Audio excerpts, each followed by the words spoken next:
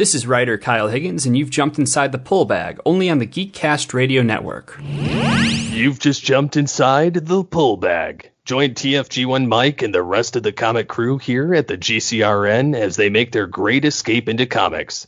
From DC, Marvel, and Image to IDW, Boom Studios, and Zenescope, we have everything right here. We cover things like Transformers, He-Man, superheroes, TMNT, and Radiant Black. Yeah, we have all that and so much more. It's all inside the pull bag here on the Geekcast Radio Network. So, without further ado, it's time to talk about the comics we're reading right now, here inside the pull bag.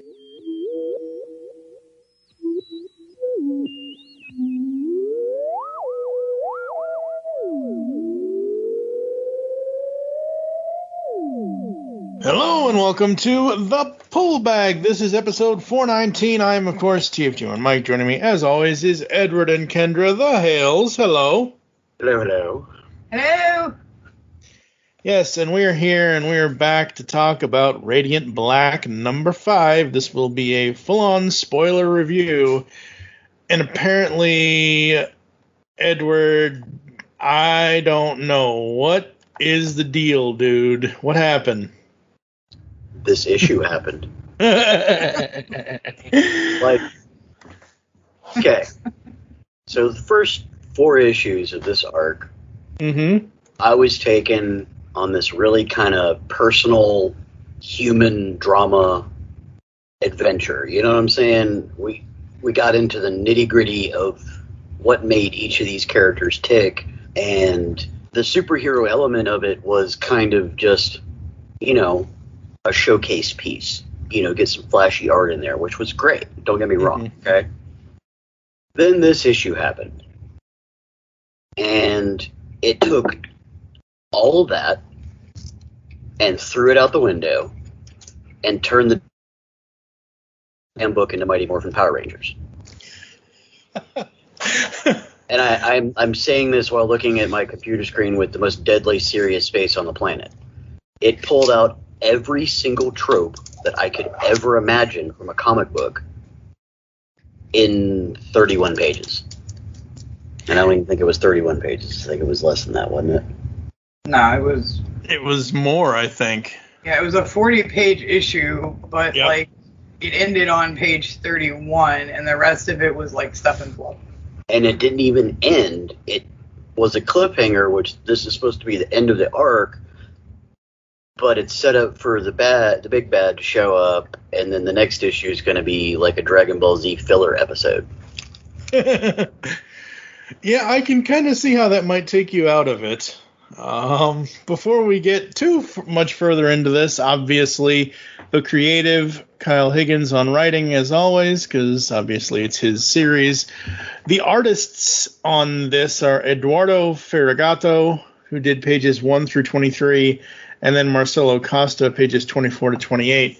So some behind-the-scenes things here, folks. If you didn't know, Marcelo's hand got injured somehow. He is fine now. He is recovered. But at the time of production of issue 5, he had gotten injured. Oh, well, good. Hopefully he has good health now. Yeah. The colorist is Natalia Marquez.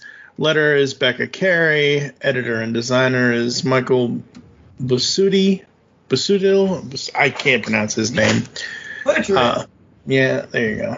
Can't do it. Apologize later. Yes, apologize later. Sorry. And it's funny. I've tried watching. They actually do. I forget. I think it's Strawberry 17 on Twitch or something. She started this whole show called Radiant Radio, where she actually has Kyle and Michael and some of the other people on each time an issue releases or an issue is out or whatever. And I've also been listening to that. I've been trying to watch that. I wish it was in audio form. I cannot. This is nothing. It's not about Radiant Radio, but I cannot do video podcasts. I just cannot. I need it in audio so I can do other things as I'm paying attention and listening. It's just a me thing, folks. No distractions. Exactly. So this issue, oh boy, Nathan is dead and we must move on. Well, I mean, Well, he's not, but he is. Yeah. I mean, somehow, Edward is a little bitter boots this issue, ladies and gentlemen. Yes. Yeah, I apologize to the listeners, but I'm a little shitty this episode. Bitter boots. I mean, I get it. We got so invested with the story of the man who, tried to make it in Hollywood and then had to move home and has $40,000 in debt and has to do all this stuff. But I mean, Nathan was so hesitant with the radiance. You know what kills me? So was Peter Parker. Yeah, Peter Parker was too. But you know what kills me is that in the back, where because each of these issues has like a section at the end of it where you have these letters from the fans, from readers. Yeah, blackmail. Yep. Yeah, right. And Kyle tries his best, or whoever is addressing them tries their best to answer the questions and concerns and all that nonsense. And one of the things that struck me when I was looking through them, and it wasn't even, it was just like a glance, because I was just skimming over them, because quite frankly, we don't ever usually include those in the reviews, so I don't usually pay attention to them. Right. But one line caught my eye, and it was that some fans really thought the natural progression of the book was going to be for Nathan to pass, which is why for some it wasn't a huge shocker. It didn't have, I think, the impact that they really truly, like on one hand, yes, it had the impact they were looking for. But for some fans it was, well, we always thought Marshall was going to be the clearly defined person who should have taken over, because, like you just said, Nathan is very hesitant about the power. And like we talked about last podcast, Nathan really didn't do anything. Not until that issue, not until issue 4. Like, he'd been a little bit intrigued, but he was more concerned with himself and with trying to figure out his path in life without the power versus the other way around, where his life adapted to the power. Whereas Marshall was just like, hey, gung-ho, I know what this is. These are your powers. Let's do this. Set up a Facebook 5-second clip. Yeah. So that was kind of something that struck me, was just that fans really already were on board with Nate dying. Like, there wasn't this on. They were just like, oh, he's a red shirt. Deuces. All right. Well, no. I don't think, and I know from what Kyle has said and from what other people have said and things like that, wasn't really a bait and switch. It was a plan all along kind of thing. I think it's a really weird way to get us invested in a character, but as you just said, and I said a second ago, Nathan didn't, like you said, he's more focused on how he's going to get out of the jam he's in, and when these powers come along, he's not... He's just not the hero type, clearly. Right.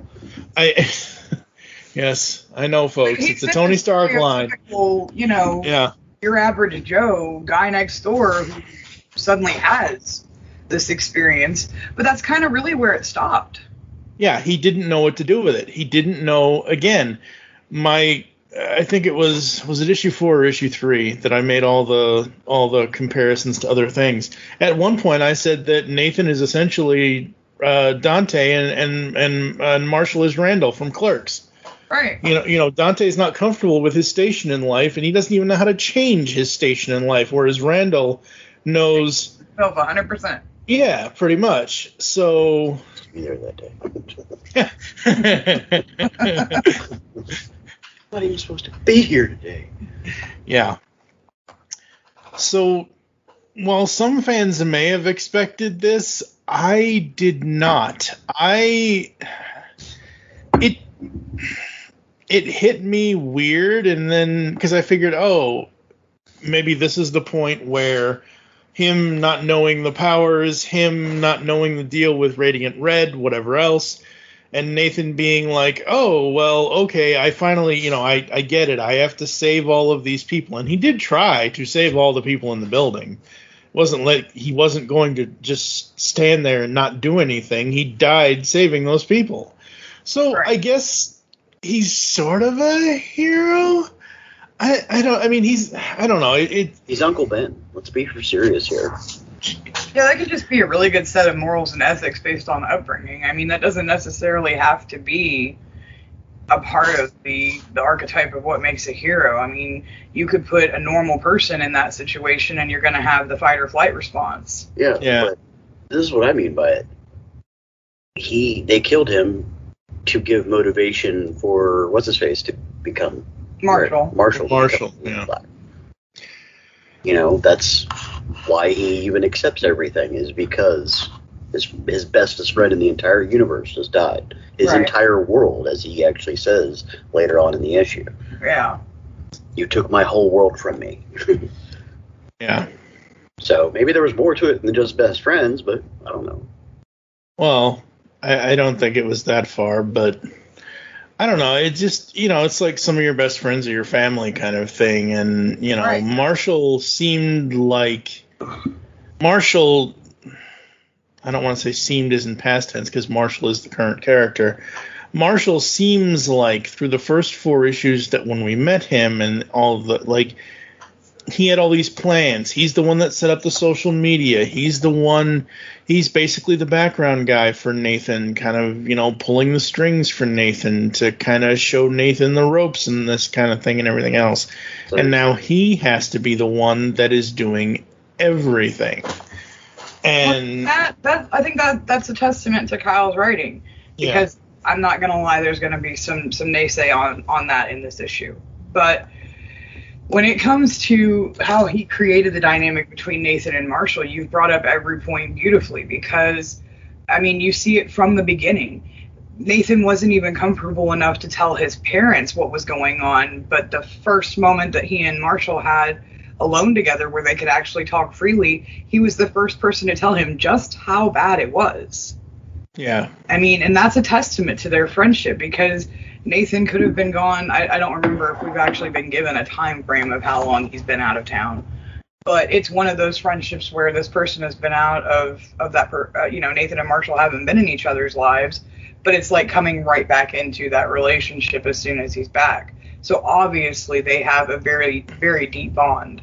Yeah, I want to say they've been friends since childhood, maybe high school. Something like that. It's been a long time. I do love Marshall's outburst and his whole, he goes through all of the stages of grief as he crashes. He suits up as Radiant Black, flies off, and crashes into the ground, and he's like, he doesn't want it. This, that, and the other thing, and he's trying to breathe, and then we just see him sitting in the snow. Just fuck. Yeah. I love how they did that. I thought that was really, really cool. Yeah, and don't get me wrong, and even Ed will concede to this. This may not be his favorite issue, but it doesn't detract away from the emotional points of the issue. The artwork is phenomenal.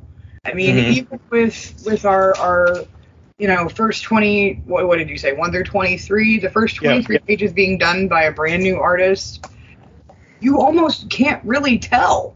Yeah, you almost can't really tell at all. Yeah.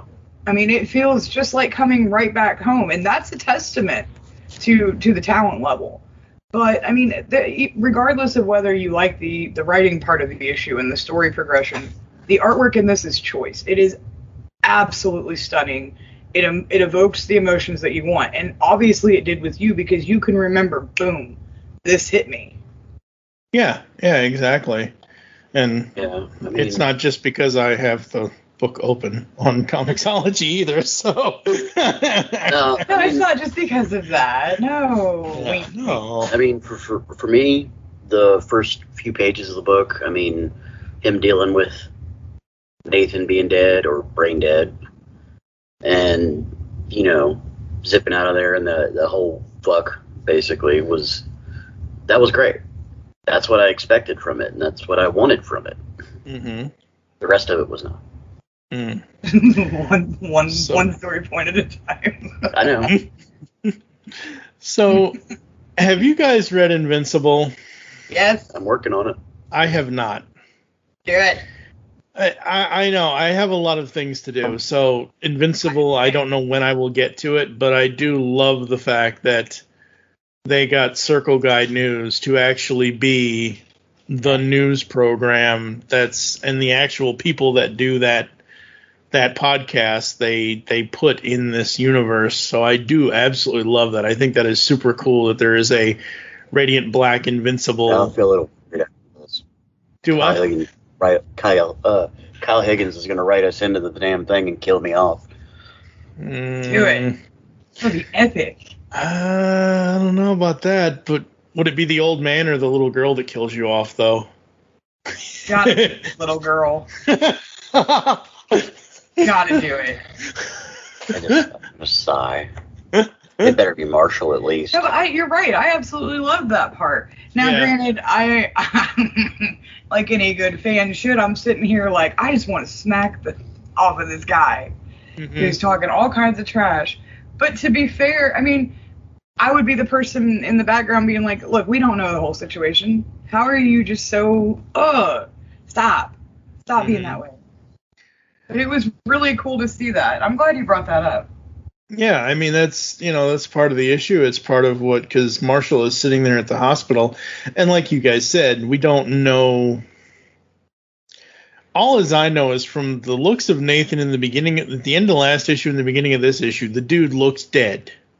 And Marshall is sitting there at the hospital and trying to figure out what's going on, and he decides to put on this newscast to see what these what Circle Guy News is saying about the Radiant Black stuff and everything else, and his reaction to douchebags. Right. And that's when we get the full-on emotional part of it with Mr. and Mrs. Burnett coming out, and he's hooked up to all kinds of tubes, so many tubes and everything, and they're not seeing any brain activity. And what confuses the hell out of me is who the hell is Kathy? Oh, right? The godmother Thank that just you. walked in out of fucking left field. Me and Ed, when we read this, we looked Like, at each other and we what were the like, wait a damn minute. Did I miss like an in-between, like a half or a zero issue or some shit like that where she was relevant at all? Like, and there were so many, like, asterisk, Kyle Higgins, asterisk. There were so many places where she could have fit in seamlessly where it wouldn't have felt as forced as it did here. Yeah. She could have been there when his mom was coming back with the groceries and the cop showed up at the house. Mm-hmm. She could have been there as part of the welcoming party to be like, "Oh, you're back. It's so nice to see you." But this feels so just forced. Yeah. It's like somebody was standing behind Kyle while he was writing the issue with a gun to his head. Now put a random character in there that nobody fucking knows about. That's kind of how I felt when I interviewed the guy. Anyway, never mind. That's a whole other story. DC editorial, whatever.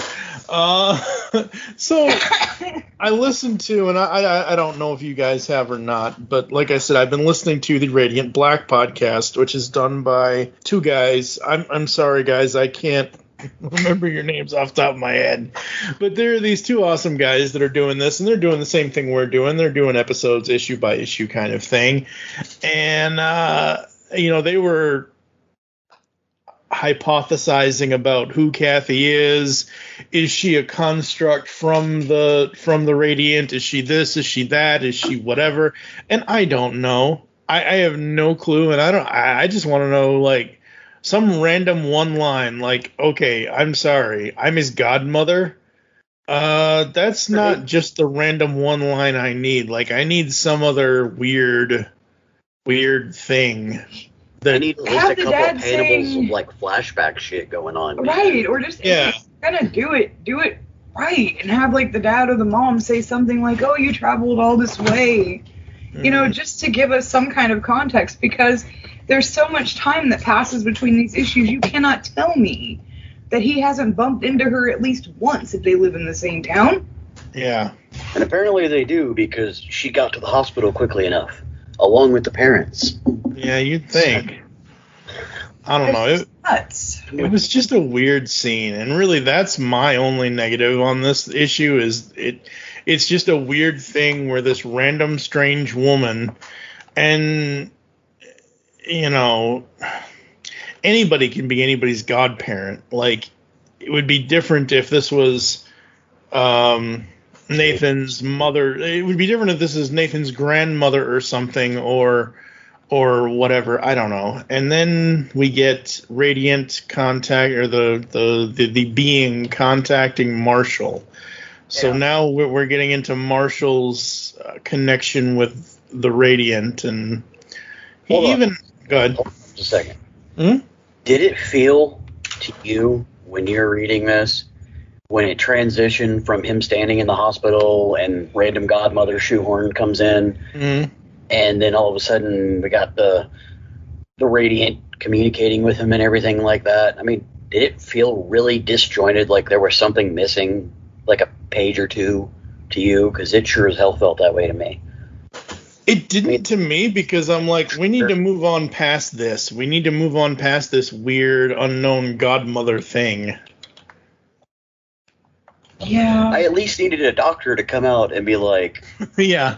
all right, we have him on life support. His heart rate is steady and holding. His breathing is okay, but he's hooked up to a machine to help him breathe, but we're still not detecting any brainwave activity. We're hoping that, give me some ER, man. I mean, fucking come on. It was character driven in the beginning, and then it just was like, no. Random godmother showed up and screwed up the whole formula. There's salt in the Kool-Aid instead of sugar, I mean, it's too bad she's not holding a wand and there's a couple of mice on her shoulder. Where's Dumbledore? Is he in the background too? I mean, is Hagrid outside taking out all the lights? Visionary.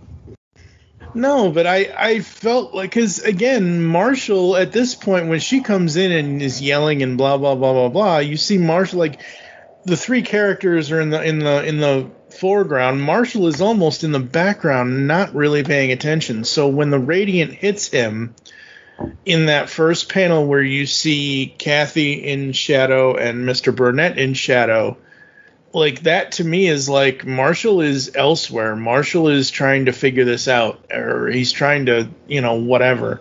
And then, and then this whole thing happens, and Zordon hits him up.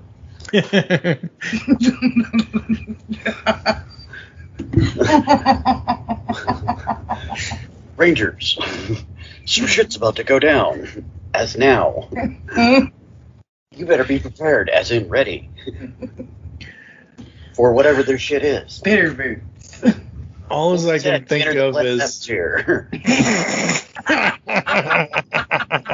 Just like, bro. All as I can think of is when you said Zordon, I'm like, Zordon of I have Ivan Ooze's voice in my head. Like, nice. 6,000 years give you such a crink in the neck.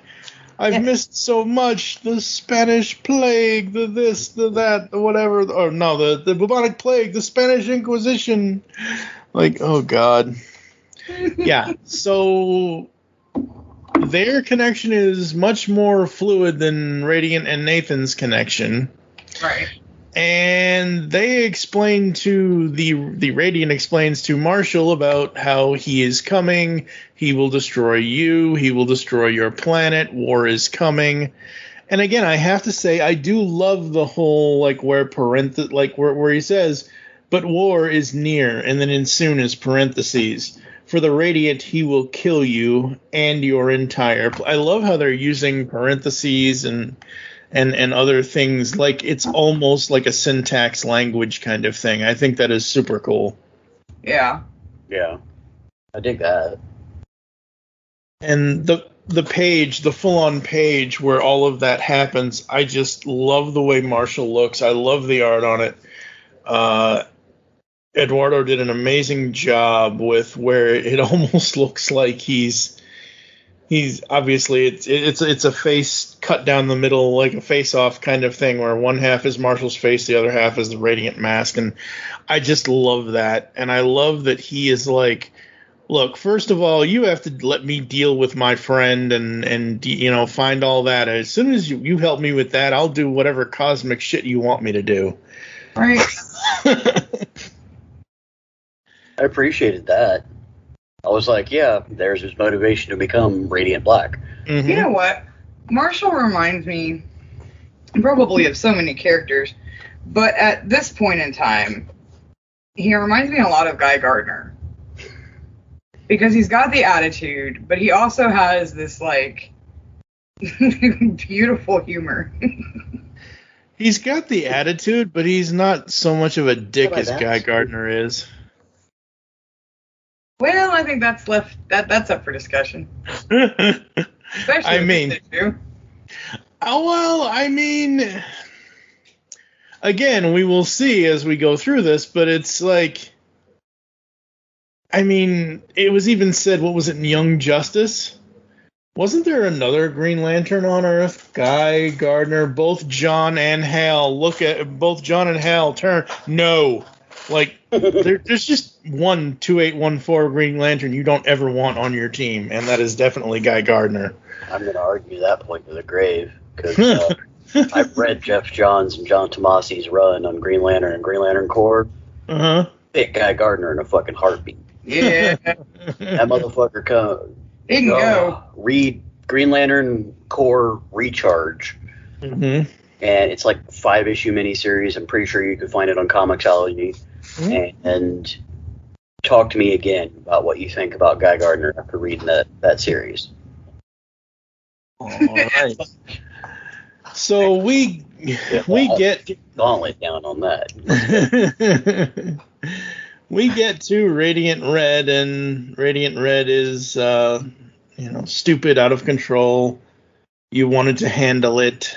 At least we agree on something, asshole. Right. I love this. I think this is so awesome. And we kind of get some of the ER shit you wanted, Ed. No, he's in a coma. Okay, so at least he's not dead. He's in a coma, but, people have come out of comas before. Not without brain activity. Yeah, they're brain dead, they don't come out. You're there for eternity. Or unless some magical shit happens in comic book, or they get magically resurrected. Which I'm calling. No, but we're about to come up to a trope that I was... Because there was... we'll get to my issues with this issue, but we're coming up on a trope that, it's really hard to avoid. Uh-huh. Because you really only have one of two things you could have revealed at this point.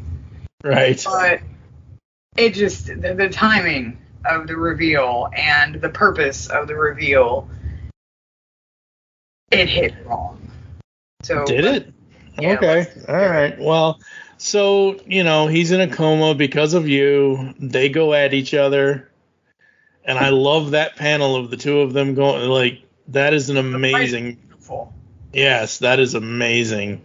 By the way, none of my gripes about this issue have anything at all to do with any artwork in the book at all. Yeah, it's the writing. Yes, strictly writing. I love the ice. That is probably my favorite part of this issue. Yeah, that is so cool. That's one good thing about setting it in Illinois in the middle of winter. Right. Is you can always use ice effects. And I do like that Marshall does say, hey, eyes up. I'm not going to do you like you did Nathan. I want you to see this coming. Right. I do like that. I think that is really good because that shows you that he's like, you're going to get the beat down of your life and you need to see it, that it's coming because... Right, like he's pissed, but he's still honorable. That's like, Goku going full Super Saiyan for the first time. You're going to see this coming. Mm-hmm. It's like, yeah, all right, cool.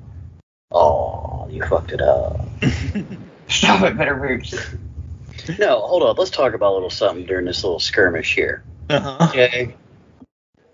Kendra mentions the ice. Just before Radiant Red is chucked into the ice or whatever the hell it is, there's this massive, info drop that was never mentioned in any other previous issues with Radiant Red that their power is based on absorbing matter. Mm-hmm. What the shit? How did Marshall know this? I know your powers are based on absorbing matter. What? Okay, what? The only thing that I will try to, not necessarily explain away, but come up with an explanation for it, is that he is so in tuned with the Radiant. Like, he's accepted. Nathan, as I said earlier, Nathan was hesitant. Nathan didn't really want it. Marshall wants it. Marshall wants to know, as long as the Radiant is going to help him do what he's currently doing, and he'll go do the Radiant's cosmic shit afterwards, like, they are symbiotic now. So the only thing I can think of is that the Radiant told him somehow without telling us, the readers. Like, and I think Kyle should have, like, told us that, so we don't, like, what the fuck in the middle of the comic? Yeah. I mean, it literally pulled me out of the situation. I mean, it literally just... No, he does have a line. Right out of the middle of this fight. Like, I'm like, okay, cool, the fight's cool. It's, yeah, what? He does. Stare at the line for, like, 5 minutes. I'm like... And then I sat there for another 5 minutes, like, you think about this. Radiant Red's only been in a couple issues.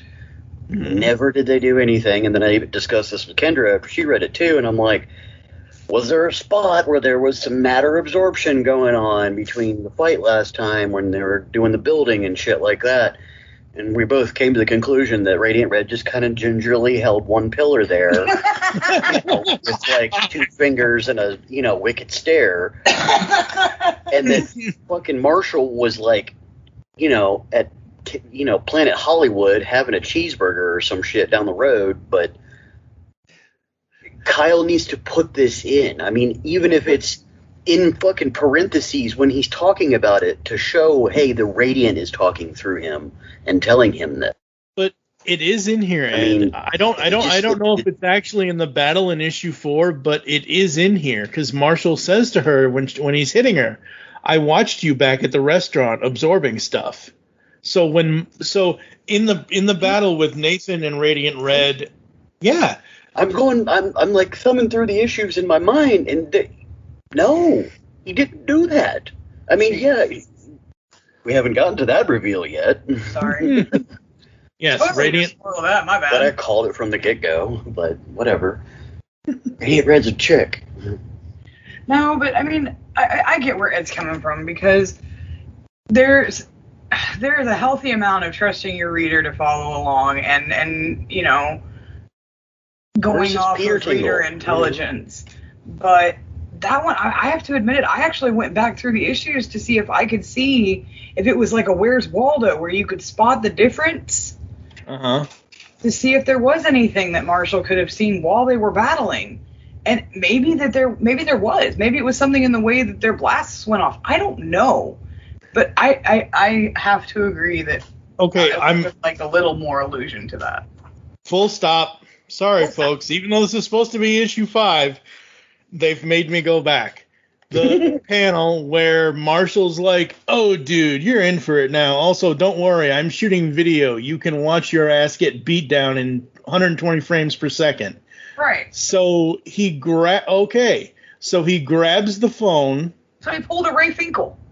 Well, no. Laces out. Laces out. He pulled a Ray Finkel. He captured the fight on video and then studied it. Right, but Radiant Red destroys the phone, and Radiant Red, the way he, it, they, them, whatever. Went to the cloud. But the reason why Marshall says that he saw her absorbing things at the restaurant is because she essentially absorbed his phone. Like, literally, there's a panel here when she says, "God, you're annoying, run now or else." She grabs his phone from him, and then we see her hand. Here, I'm putting it in the chat so you guys can see this, just because, and I'll have to edit all of this, but I don't care. I think you should leave this in. He should know how much confusion this fucking caused. It doesn't look like she's absorbing it. It looks like she's using her radiant power to burn it away. Yeah, it looks like a fire. It doesn't look like, oh, well, I took the properties of this phone and absorbed it into my body. No, it looks like I used my energy power to disintegrate it. Maybe that's what these veins are. It just looks like they're activating their power. I don't know. And it's coming from within instead of just the suit. I don't know. This is why you shouldn't give super nerds the ability to critique your comic. Because we take it too far. Yes, we do. But that's the whole point of the podcast, though, is to break down the issue and tell us what we like and dislike about it. So true. Okay, so I mean, yeah, I'm being kind of a dick about it. You're not. I mean, but at the same time, it pulled me out of the issue. Yeah. So moving forward, somehow he knew, whether it was the connection with Radiant or whether it was because he was able to put 2 and 2 together off of her being there watching her disintegrate his phone. Simile. He knows. Yes, he knows.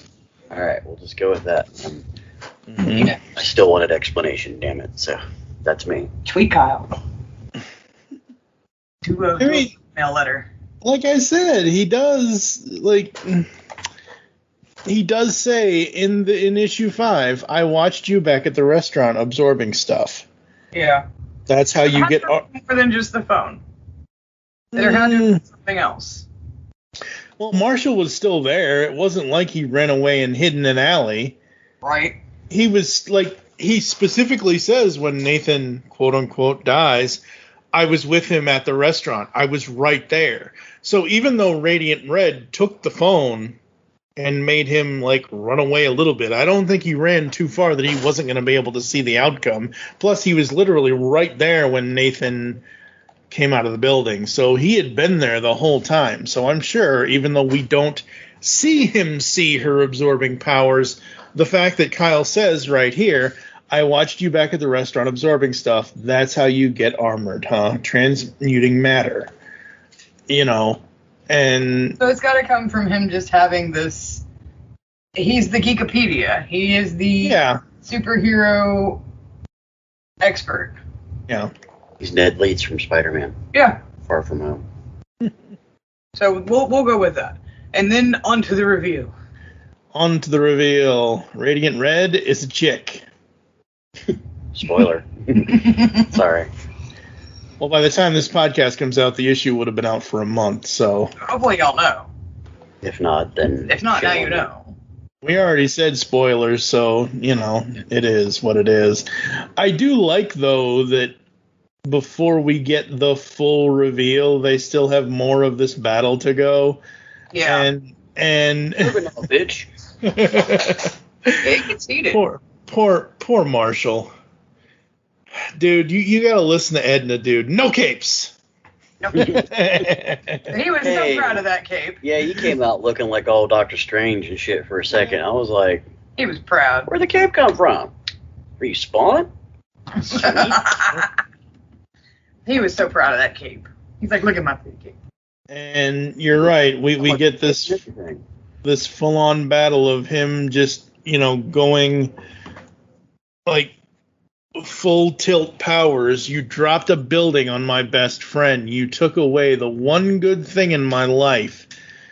He was a good person, way better than me, which sucks for you because this is all I have now, and I'm not stopping until you're dead. And then I just wanted to scare him. Yeah. I don't necessarily, I don't know. It's so convenient. It's so cliche. Well, I mean, on one hand, yes, there's the trope, because this is where that comes in. Another one. Mm-hmm. But tripping over. I'm so stuck between her feeling that he is genuinely serious and this is about to pop off, and she thinks that maybe if she reveals that she's a girl, he'll stop. Mm-hmm. But then I also have the thought process of she realizes how serious he is, and she doesn't want to fight because she never intended for any of this to happen in the way that it did. Yeah. So if something happens to one of them, right, it's going to be because of this, not necessarily a miscommunication, but the mistake on her part. Right. So I'm a little bit of a mixed bag of emotion on this, because on one hand, yes, it's cool to finally get to see exactly who Radiant Red is when we've only gotten a partial face shot before.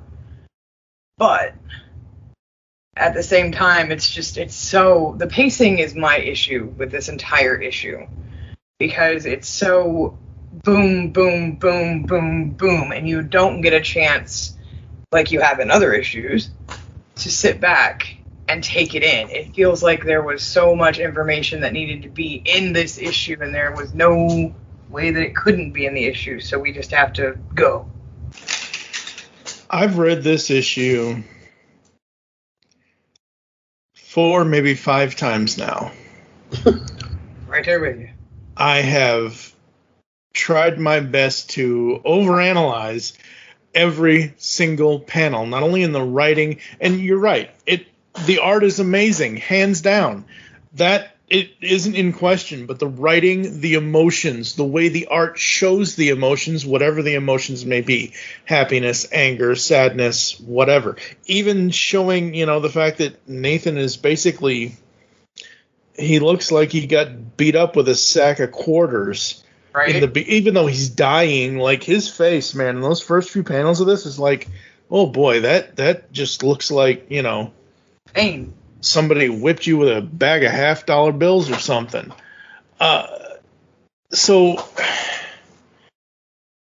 first of all, the fact that, and this has nothing to do with the overall review or whatever, but the fact that they pointed this out, and I love this, they are giving us so much story, even though you guys feel that it is too much, that we don't get the time with it that we need to.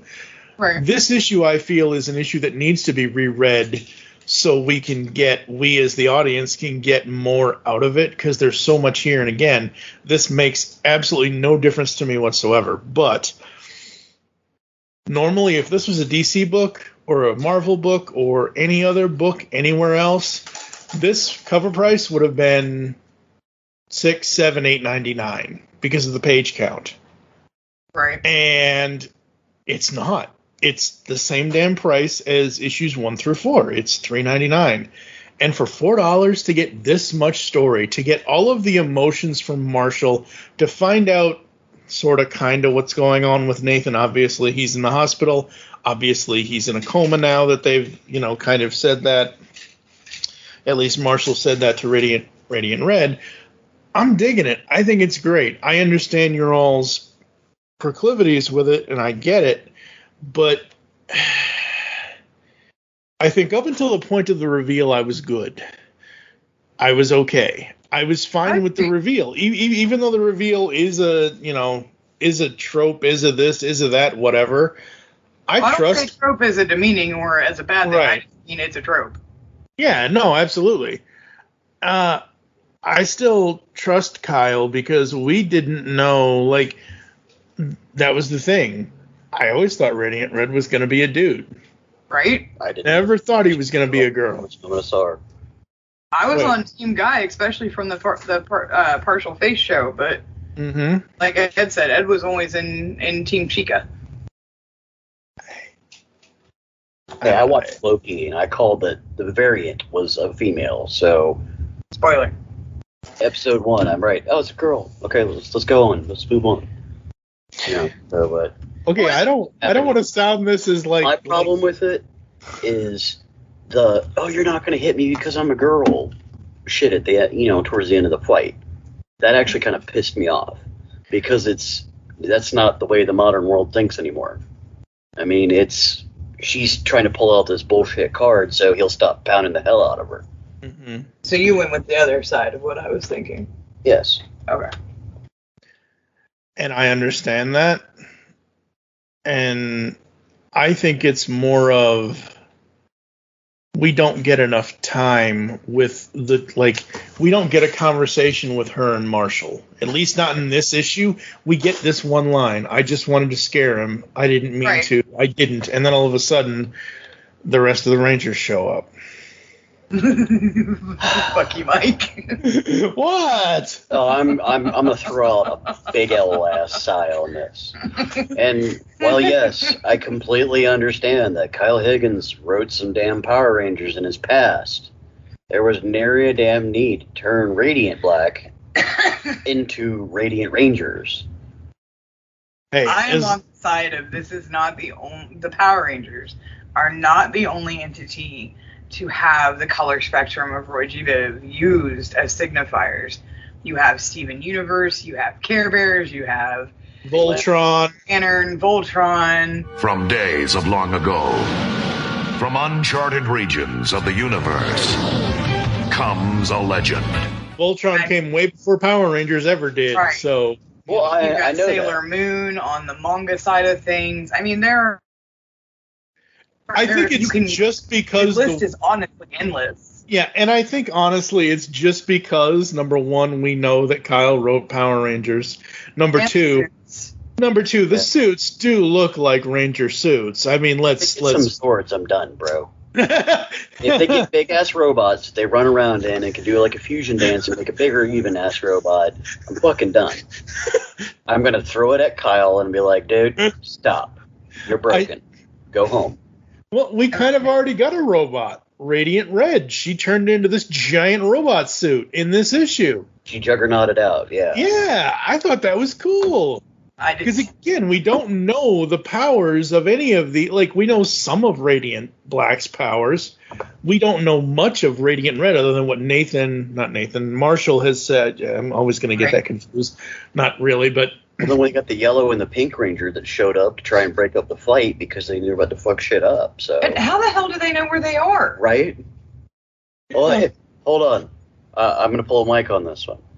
This probably because of the radiant power, they can automatically know where each other is. And just poof, I'm in Narnia? That's why Marshall fucking just randomly showed up Red's ass fucking when she's out in the middle. Well, that was a downright shit. Demand. So, I mean, that one made sense to me because Marshall basically was like, I'm not doing shit for you unless you take me where I need to go in order to get justice. That's all I can honestly say. And I didn't think about that at all yesterday because I was just like, fucking Power Rangers? Really? Right, but here's my thing. Like, okay, I'll buy it. I'll buy the cart and say that, yes, that's how they know is because their powers have gotten closer with the Radiant. And maybe that's going to be the explanation that we get at some point in time. But Nathan's had the power for a really long time. And the only other one that he's met is Red. That's the only other one he could sense either. Yeah. So how is it that now, in this hour of need, Grandpa and fucking Hit Girl over here, just randomly just like boom tube up and all along. They just like, hey, hold on, stop that shit, you guys. It's a freaking mulligan. They just happen at the time that it is needed to appear before the other two of their brethren to be like, look, I don't know what the hell's going on with y'all and why y'all are fighting, but can we get back to what's the real big bad?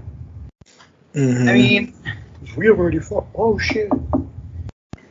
And then Jason arrives. Yeah, fucking. No, not Jason. What's his name? Tommy. Yeah, Tommy arrives. The Green Ranger that looks like the White Ranger.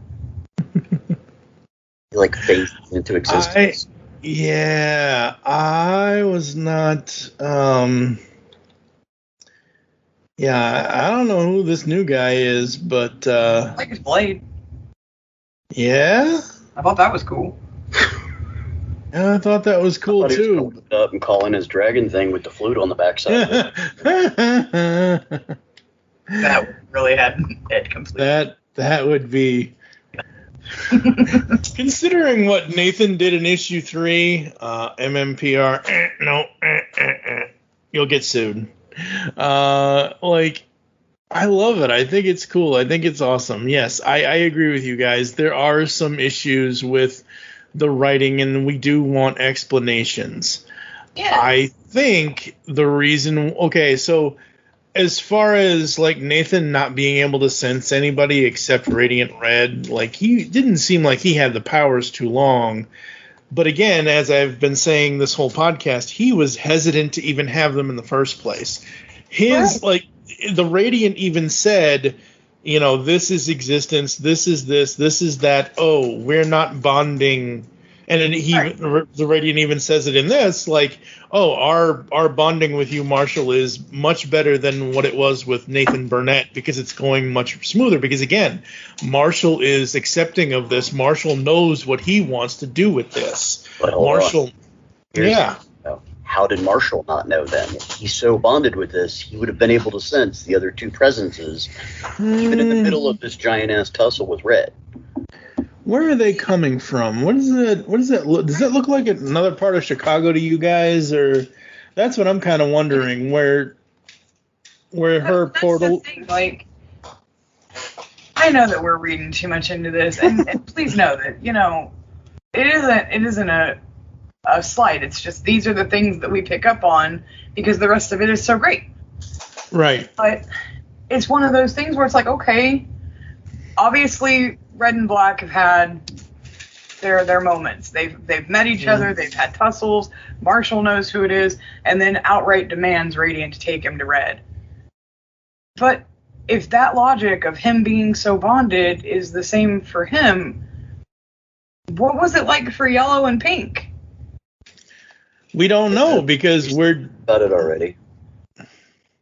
I mean, they should have known about Black and Red by now. Or is Marshall the only one who's willing to bond and, take on this new existence as a powered being? Power Ranger. Stop it. Stop it. I will not stop. Stop it. He has to edit them. Why? He has to edit out Rangers? No. I'm just saying, like, yes, you're right. The illusion of a Power Ranger type team is there. And Marshall even says, how many of these things are there? Yeah. We don't know. They don't. I'm going to call Roy G. Biv. Well, and I would be fine with that because, I mean, as long as... throw the black and the white in, too, just like Green Lantern did. I'd be fine with that. Like I said, this isn't the only type of superhero style color spectrum where they have that. And it would be fine if that was what this was going to be. But there's all this unknown. And it has to be a trusting relationship with the writer. Well, here's my thing, okay? Lord Zed has just shown up, and it ends. That's the end of the issue. Okay. Here's the elephant in the room. If a comic arc ends, the story is supposed to conclude, not leave you hanging on a giant cliffhanger so you can have a Dragon Ball Z filler next issue. And then have your 10-page or your 10-issue fight scene with, Lord Frieza. I mean, it really bothers me. I don't mind that it ends on a cliffhanger. I just mind the fact that this is supposed to be the end of the arc. And then it breaks it up with, here's some backstory on Red next issue. Okay, so I'll take like a lunch break and, I'll have somebody else fill in for me on this or something. I don't know. I mean, it really irked me at the end of it because I don't even know this new guy's name. And then we got Yellow and Magenta over here that I'm just like, who the fuck are you? And, I mean, you're grandpa and you're a little girl. All right, cool. And then, I think to make it a long explanation short, it's just that when it's supposed to be an arc, like the ending of an arc, like Ed said, there's supposed to be something that feels like there's closure or something is concluding. And there's not that. I mean, there's a lot of unanswered questions and a ton of open doors.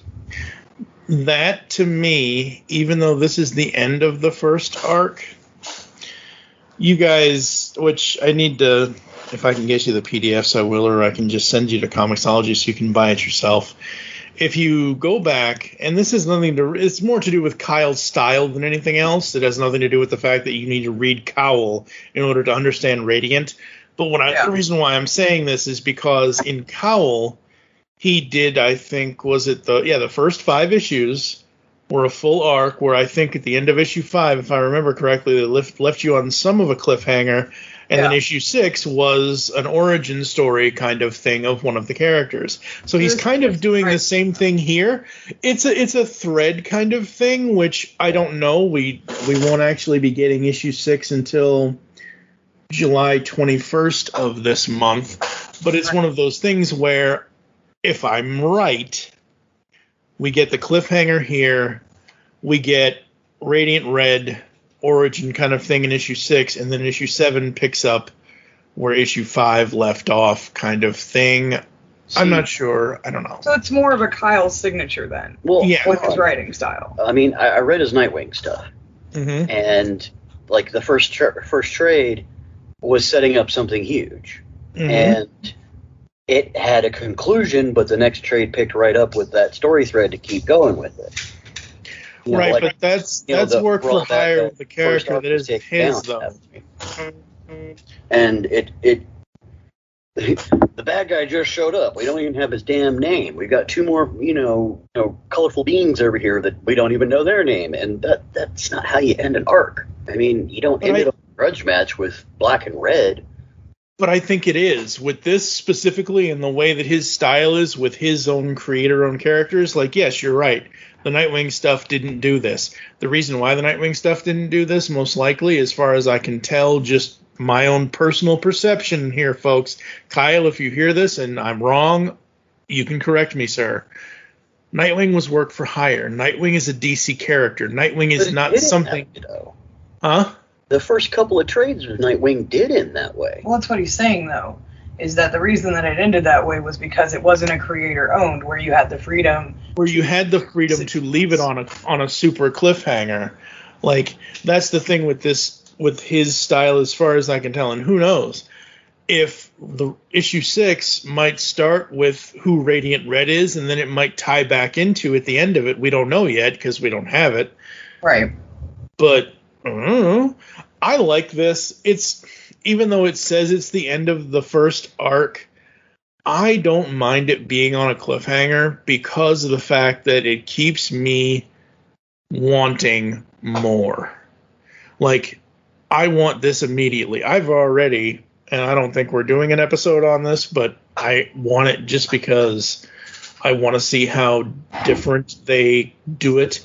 I've already pre-ordered the trade on Comixology for $8.49 because I want to see how the collected shows this 5-issue story versus the individual issues. Don't get me wrong. I love the blackmail section. I love the backups. And maybe, who knows, maybe when the trade does release later, when's the trade releasing?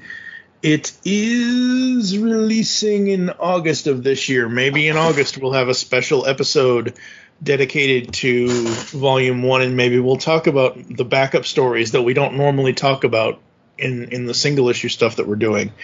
Right. I understand why you guys are. I understand, Ed, why your opinion and your feelings on it are what they are, and I'm almost right there with you, but I just want more.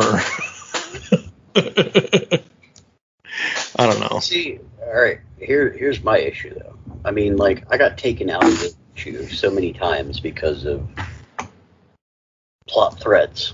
Okay, Mm-hmm. that generally doesn't happen to me when I'm reading something like this. And, like, I got to go back and reread issues and, this, that, and the third. I don't mind doing that. I love doing that kind of shit. I reread books all the time. Mm-hmm. But this had the opposite effect for me. I mean, It literally felt so disjointed, like 3 issues worth of stuff were crammed into one issue just to say it was the end of the arc. I think that was mine, too, because I'm going to step in for Ed here, because Ed has his own set of grievances, and mine don't really have anything to do with what is being presented. Mine has everything to do with this issue feeling disjointed. The pacing is a lot different than what we've seen with issues 1 through 4, and that's because 1 through 4 were focused on really learning and ingraining the characters and the story, and they really only focused on one particular plot thread throughout the whole of the issue. Like, yes, we have a couple of times where we would have things that would come in, but they always flowed so well that it never felt like you were, like Ed said, being taken out of the issue. Kyle was very smart with his writing in 1 through 4 because as a reader, he directed you not only where you were supposed to go and what you were supposed to focus on, but how you were supposed to feel and what was important in that issue. 5 for me doesn't really achieve that same level, because for me, it feels like Ed said, it feels like we should have had, if not 3, at least 2 different issues instead of all of this being crammed together. It's a lot of information, and it's hard as a reader to know where your focus is supposed to be, because you go from the hospital or from the site to the hospital to the fight to these new things being introduced, and it just feels all so crammed rushed together, and there's rushed, and it's not the same flow that you had in issues 1 through 4. And maybe that's because this is the end of the arc. Maybe he was like, okay, on my list of things that have to be presented in this issue for you to understand what's coming, A, B, and C need to happen. These cannot be removed. But it doesn't feel like, it's almost like the Mandela effect. It's like you come into it, but things are weird, or they're off, or they're wonky, and they don't seem to fit. Like with the Godmother, that we've never seen up until now. Now, granted, this is only the 5th issue, so it's forgivable. But if she's such an important part, why haven't we seen her? Why is she, what did you say, shoehorned? She's shoehorned into the issue. And then with the fight with Black and Red, yes, we get the huge reveal of who, not necessarily who, because I don't think we still have a name for Red either, but we get to see who Red is. And, you know, we have that reveal in the middle of this massive, beautiful, heart-wrenching fight, where you get to see Marshall just releasing all of this anguish and anger and bitterness towards this person who has just done basically the unthinkable in his mind. So it's gorgeous. And then it just changes, and we get more information. So it's hard to follow along because there's so many tempo changes throughout the issue. And I think that's my biggest issue, is the pacing. It's so different than 1 through 4. And like I said, I don't know if that's because it's the end of the arc. It might be. But that was really my biggest grievance, was just the pacing to me didn't feel the same. It didn't feel like I was reading the same comic, honestly. Yeah. Right. So what would you rate? I felt that the information about I've needed to be broken up into 2 issues. You know, if they want to do it a full arc, give us 6 issues. The stuff that's in 5 could have been broken up into 5 and 6, and we could still get our, you know, Radiant Red origin issue, but that could be the start of the next arc, where they're introducing these characters, the yellow and the pink and the red, and, you know, that way you get to know all of them before we jump back into the battle with Lord Zed.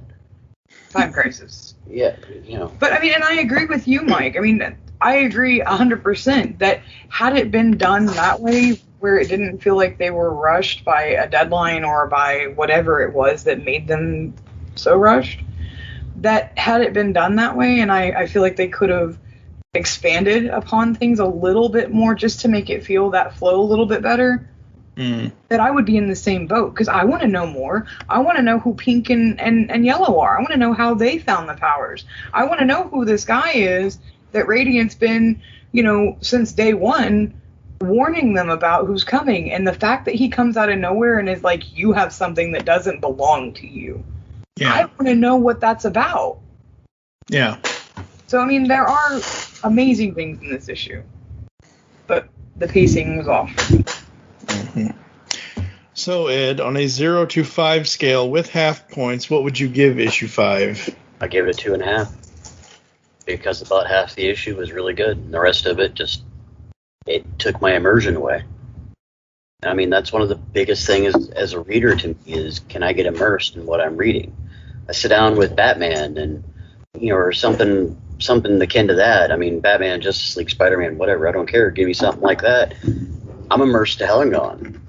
But this issue literally broke that immersion for me in so many ways that I don't know. It really upset me. I was kind of irritated after finishing the issue. Kendra, what about you?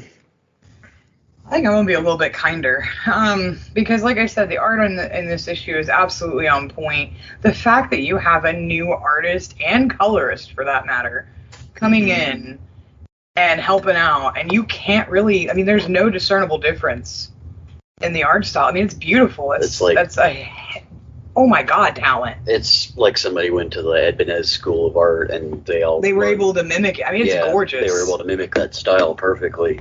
There was no break in between that. The art, like I said, art 10 out of 10. Okay? Give them a medal, give them a raise, whatever you want to do. The artists are amazing. My only qualms with this entire issue revolve around the writing. But, I mean, and that's something that I expect always from Radiant Black, is it's going to have artwork that's going to make me sit back and go, damn. Wish I could draw that good. That's gorgeous. Mm-hmm. And I mean, not even just with the cover work. That's something that's always astounded me with this series, is that the covers match the inside art, and it's so nice. But with this one, with it being so just all over the place for me and feeling different, I think I'm going to go with a 4. Because I still enjoyed the read. I still enjoyed the emotional plot. I still enjoyed most of it. It was just those little pieces that I was like, what are we doing? Choices. Yeah, make good choices. I think for me, I'm going to split the difference and go 3.5. I enjoyed it. I want more. I wasn't left feeling like we had to specifically close the arc, because to me, as I said earlier, I feel that when Kyle is doing cliffhangers, or if he is doing a cliffhanger for another company kind of thing, not specifically his own creations, right, he does it well. And it just, at the end of yes, I agree with you guys. This is it, 48 pages or however many actual pages are in this. 28 pages of story is a lot of story. But outside of the one fairy godmother moment, I just felt like it was Marshall figuring shit out. It was Marshall doing what he needs to do best. It was hell, Nathan never bargained with the Radiant. Nathan never gave the Radiant an ultimatum and said, okay, sure, I'll go do your cosmic shit, but you have to help me avenge my friend first. That's why I feel like 3.5, 4 is still warranted. And I understand why yours at 2.5, Ed, is where it is, because you felt as if, things were too disjointed. It's still a good comic, folks. People should still read this. Absolutely. Yeah, I'm not saying that. I'm just irritated with this issue. Yeah. So, according, 6 might redeem that. That's possible.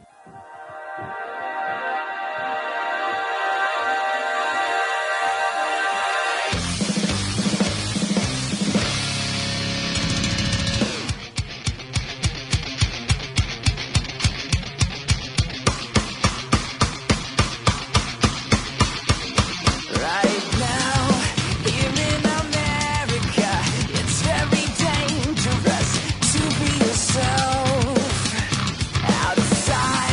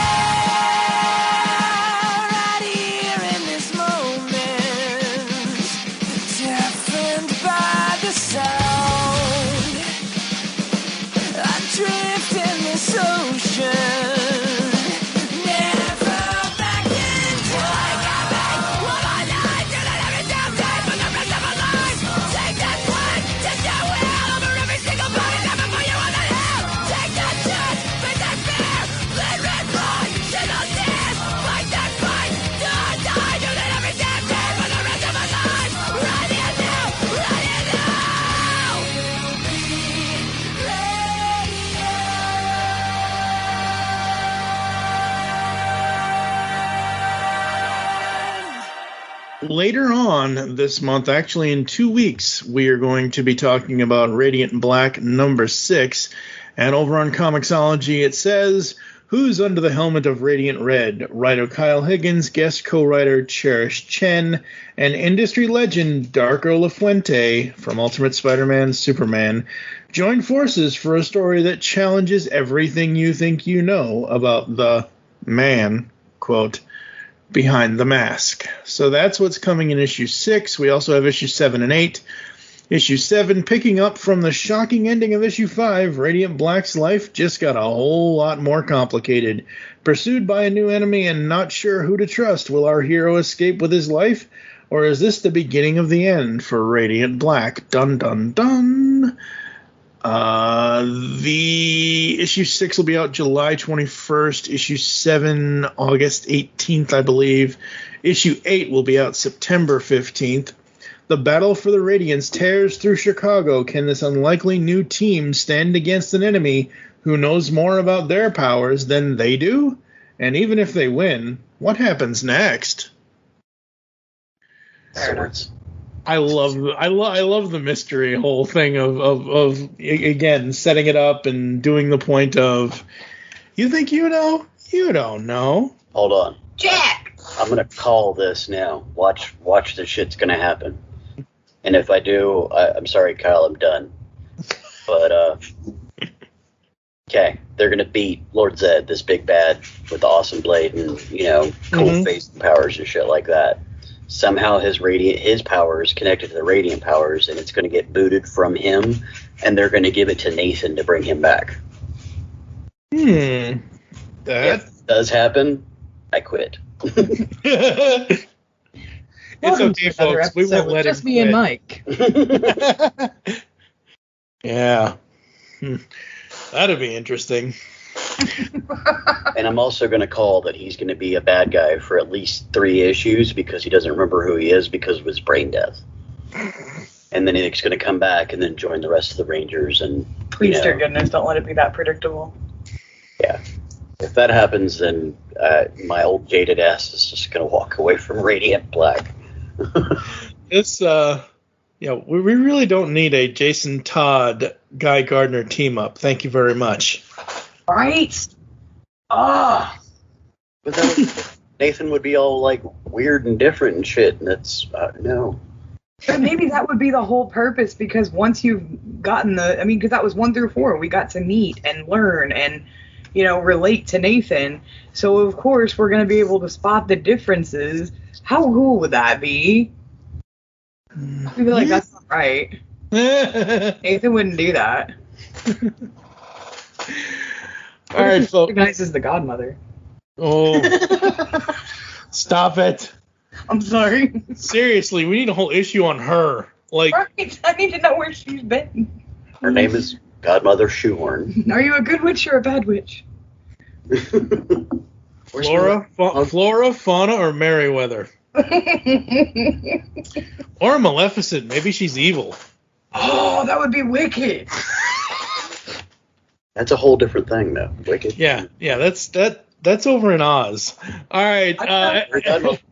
As I said earlier, coming up next time, later this month we've got Radiant Black number 6, but coming up next time, I very rarely do Kickstarters or any of that kind of stuff. I don't have the money to do them, but sometimes I can. I think I've done, I want to say 7 Kickstarters.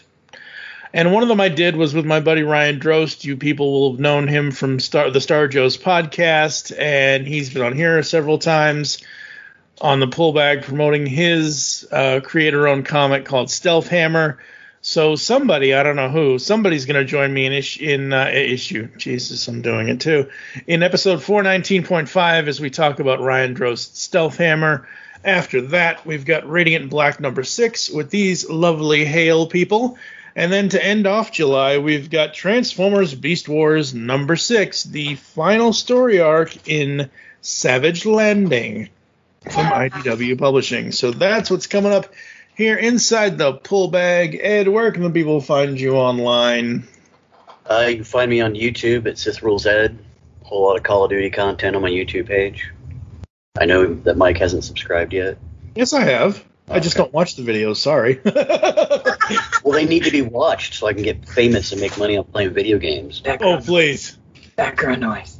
Being YouTube famous is out as Johnny Test is. Anyway. Hey, I'd like to make $60,000-$70,000 a year playing video games.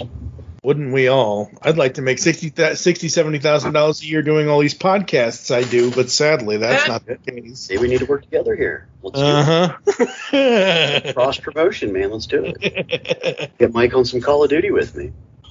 I don't have a podcast in the middle of a Warzone match. I don't even have a gaming system, and my computer is so old. I don't even think I can upgrade to Windows 11. I saw how many tabs you have. I saw how many tabs you. You can run some Warzone on there. What about Twitter, Instagram, any of that stuff? Yeah, I got Twitter at DevourAllDC, Instagram at SithRulesEd again, and of course on Facebook. Just look for the guy that looks like the Batman who laughs. That's one creepy person you married, Kendra. Where can the people find you online? Not as bad as me. I mean, I can be found everywhere. It's really easier to just Google. I can be found doing reviews, doing short flash horror fiction. I can be found doing podcasts. Just Google Kendra Hale reviews, Kendra Hale writings. I mean, I'm everywhere. Twitter at Devour All Words and at Devour All Comics.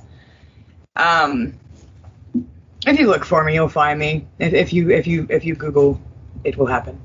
Yes, she said Google, folks, not Oogle. All right, make your great escape into comics, and we will catch you next time here inside the Pull Bag. Hey, this is writer Kyle Higgins, and I hope you enjoyed this episode of the Pull Bag. Remember to always make your great escape into comics. You've just heard the latest episode of The Pull Bag, the GCRN's first comic review and discussion podcast. There are several ways to get in touch with us and leave feedback for the show. You can visit the website, geekcastradio.com, where you can comment on the episode and all of our different podcasts. You can rate and leave a review for the show on iTunes. Be sure to leave us feedback. Become a fan of us on Facebook, facebook.com/thepullbag. Send us an email, feedback at geekcastradio.com. Follow us on Twitter at thepullbag and at geekcastradio. So until next time, make your great escape into comics and unleash the geek in you.